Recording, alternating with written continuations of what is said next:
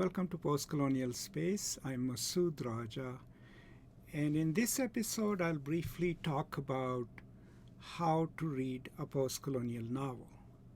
And this is a slightly expanded version of what I had recorded before this, but I thought this could be useful to you. Now, a few things to keep in mind is that reading a postcolonial novel probably uses the same tools as one would use to read a traditional metropolitan novel, but everything needs to be a bit more nuanced and a bit more complicated. And these steps, the explanation is chronological, but you can follow them anywhere during teaching a postcolonial novel or reading it for yourself for your pleasure or learning. So let's see what comes to mind about the aspects of reading a postcolonial novel. So first of all, the most important thing to keep in mind is that no novel can carry the burden of an entire culture or an entire nation. And so this is the term that we call the burden of representation, which comes from Kobina Mercer.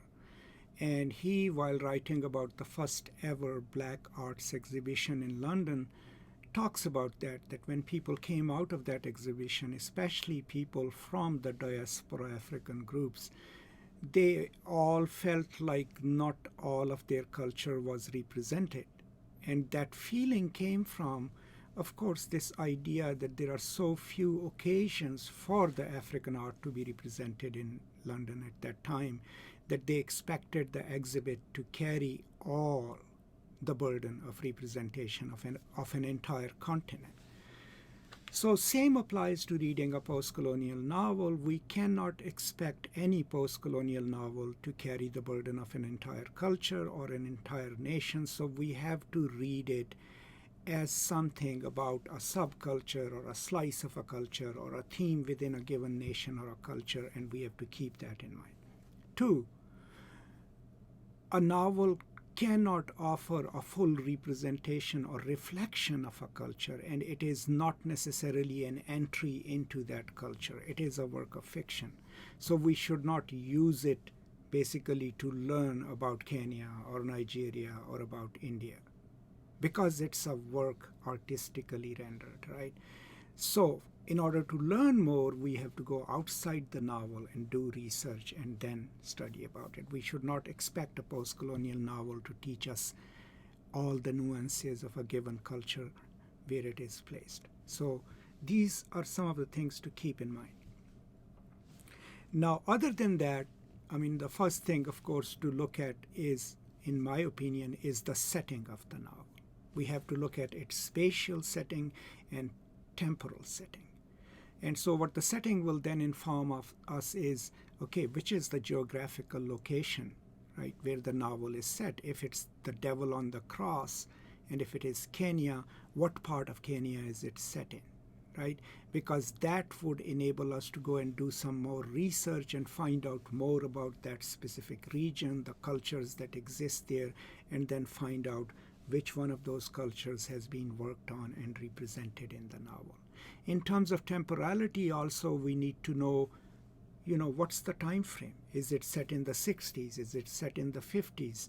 And that will then teach us the politics of that time, what was going on in Kenya at that time. And if it's a realistic novel, how does it take that time frame and that location and represent that within the novel? It enables us to read more carefully and in a more focused manner. Setting is important in all postcolonial novels, because you can't just say this novel is set in Pakistan, right? If it's a novel about the northern areas of Pakistan, it's a different setting, it's a different geographical location, and it's a different culture. Similarly, if you look at Arundhati Roy's The God of Small Things, we can't just call it a novel of India. India is a huge country. The setting of the novel is in Kerala, which is in the south, right? That then tells us that the culture of the south is, of course, different from North India. Within that, the politics of the place are different because it was a Marxist-run state, still is, I think. and then what kind of a culture emerges there. And then the subculture within that is that of a Christian family, right? All of these things then enable us to look more specifically at the setting. Then we look at the time. The novel is set in the 70s and 80s, and that adds another added layer to the specificity of time and space, and hence the setting of the novel. So, as always, don't overgeneralize the setting, be specific, and then that will enable you to learn more about the historical setting, the temporality of it, and the geographical setting and its attendant cultural and other aspects. So that's really important while reading a post-colonial novel. The next thing to keep in mind is the plot and characters. Of course, the plot usually is what happens from point A to B of any given novel, right? But in the post-colonial novel, after you have figured out the setting and the time frame, the plot also includes the flashbacks, right? And you have to see how the author employs those flashbacks. Sometimes those flashbacks are from the point of view of certain characters in the novel. Sometimes the flashbacks are added as historical vignettes or snippets, right? And you have to know the difference as to why the author is adding those there. So, for example, if you look at Michelle Cliff's novel, A Bang, in that novel, there are flashbacks that are relevant to the characters in the novel. We know the plot. The plot is simply Claire Savage, point A to B, a coming-of-age story of this young woman. Then there are flashbacks that are connected to that character or her family, right? Those are character flashbacks. But then Cliff also adds historical information which is not really connected to the plot, but which adds layered information to the plot. So by the time we read the novel, we are not just aware of what's happening in Claire Savage's life. We also learn about the Jamaican slavery. We learn about the struggle of the Maroons. We learn about the colonial educational system. All of that is added as these vignettes or flashbacks, which may not be the flashbacks of any given character. So the plot is complicated in different ways. In some other novels, for example, if you read Orhan Pamuk's The Black Book, part of the novel is the contemporary movement of our character, who's a journalist, but then added are layers upon layers of the ancient history of Turkey itself, right, of the Ottoman Empire and before. So it's important to then go and do outside research and see, what is the author drawing upon and how does this inform the narrative, right? In terms of characters, one mistake that I would always request you to avoid is to read the characters as individually formed characters. In most post-colonial novels, the characters are struggling within the larger economic and political structures. In so many ways, their actions are in so many ways over-determined by that. So a typical post-colonial novel would talk about the women's struggle, individual characters' struggle under colonialism, acts of resistance, right? Acts of oppression upon them. So a character then in a post-colonial novel, a round character, isn't just an individually constituted character, but sometimes also carries the trace of the politics and culture within which he or she exists. And it's important to read that in the determination of that character. So, for example, Bushi Yamashita's Joys of Motherhood is a great example. We have Nuego, who is our protagonist. We could just simply read it as actions of Nuego, right? And then be perplexed by why doesn't she do this, why doesn't she do that, why does she remain in this marriage, right? But in order to understand her character better, we have to understand the Igbo culture from where she comes. Then we have to understand her move from her rural community to the urban community, where she is severed from the supporting aspects of a live culture and put in an urban culture where the colonizers have not built a safety net. So then we then encounter Nuego as a character trying to survive within a colonized space, within a colonial culture, where there is no place for her to go if her business venture fails, where she can't rely on any kind of care or support, right? And so that then enables us to read her struggle, not just as an individual, but as an individual caught within the larger structures that determine culturally and economically her actions. And that's a very important thing to do in any post-colonial novels as you read a character or as you look at the plot. And I think that's slightly more nuanced than reading a traditional metropolitan novel. So yet another important aspect of reading a post-colonial novel is to pay special attention to the tone, and within that to the language, whether or not it's a satire or not. But how does the author bend the English language or the French language? How do they infuse the language of their former colonizers, right, with the vocabularies of their own culture? And you see that in Salman Rushdie's work, you see that in Things Fall Apart, you see that Ifuru by Flora Nawapa. Pretty much every post-colonial author tries to add proverbs and metaphors and stories and vocabularies from their own culture, sometimes even without glossing those words. So looking up those words is important. Another thing to keep in mind is the allusions, the classical allusions. Just like in a Western novel, there are allusions to Greek mythology, allusions to Christian mythologies. A post-colonial novel would rely on its own regional mythologies, right?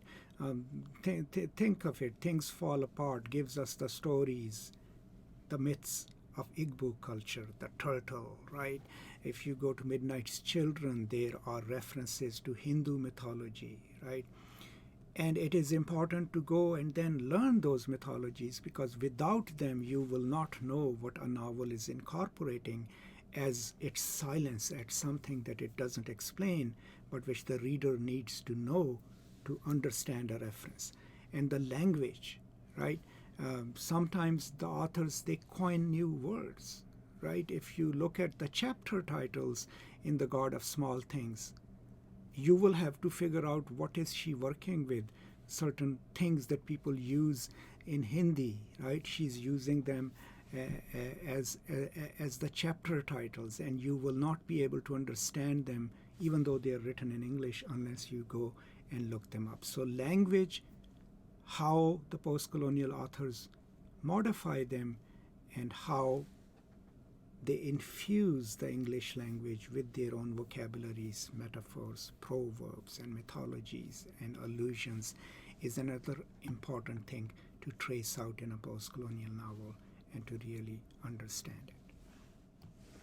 Another important but often neglected aspect of reading a post-colonial novel is to think about the form. How are the post-colonial authors actually bending and reshaping the novelistic form itself, right? And how do they do it? I mean, if you look at Midnight's Children, it is a novel, but it is also relying on the Dastan tradition, right? There are novels, let's say, from Algeria, Asiya Jabar's novel, right? So Was the Prison. Part of it is like a regular story told in the first person, but then part of it towards the end is a historiographic account of the Berber people, right? And they are mixing two genres to constitute one novel. If you read G.M. Coetzee's Waiting for the Barbarians, the first part is the story, of a white town terribly afraid of these barbarians who never show up, right? But the second part is kind of a travelogue of a European settler who's traveling across the same land.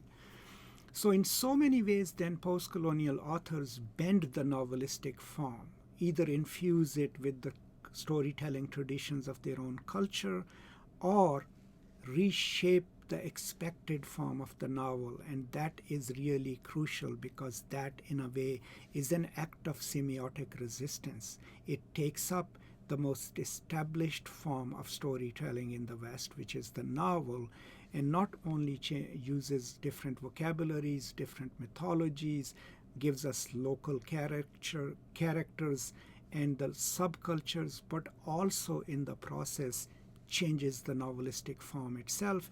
And that's one more thing that we all must pay special attention to. And a lot of us forget to do that. But asking yourself a question, how does this novel differ from the traditional English novels you've read? And if it does, how and why and what does it accomplish? And that would enable you to perform, more nuanced readings. Now, another thing to keep in mind, and I mentioned it in the beginning also, is that a post-colonial novel should never be treated as a point of arrival. It should not be treated as something that can teach you exhaustively everything about a culture. It should be seen as a point of departure, so that you read a story about Kenya, about the Igbo people, and then go and learn more about the same people. And that way, it would be culturally enriching for you, but it will also make you think the world differently. And finally, I forgot to explain it in the beginning, understand what constitutes a post-colonial novel, right? Because that is in itself debatable. So for me, anything written by writers and artists from the former colonies, from Africa, Caribbean, South America, and the subcontinent and Asia, I consider it a post-colonial novel. I also consider the works by diasporic authors, first generation or second generation, from India or elsewhere, Pakistan, living in the West, also as post-colonial novels, especially if they deal with their experience of living in the metropolitan cultures, or they historically deal with issues of colonialism or pre-colonial identities or histories. All of these combined, for me, form the canon of post-colonial studies. And that is what I consider a post-colonial novel. So these are some of my thoughts on how to read a post-colonial novel. I know that this is not all exhaustive and all explaining. I do hope that you have your own ideas to share, and please do share them in the comments. And if you think I missed something, please feel free to point it out. I'm always open to your suggestions. But I hope this brief episode is useful to you as you delve into more and more post-colonial novels and post-colonial works of fiction, and I hope it helps you in that process.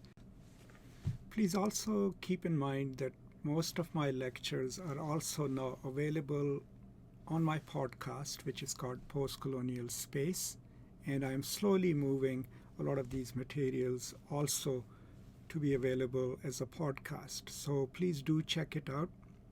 The link is in the description and right in front of you on the screen as well. And I would really appreciate your support in making the podcast available to as many people as possible. Thank you so much. And as always, peace and love.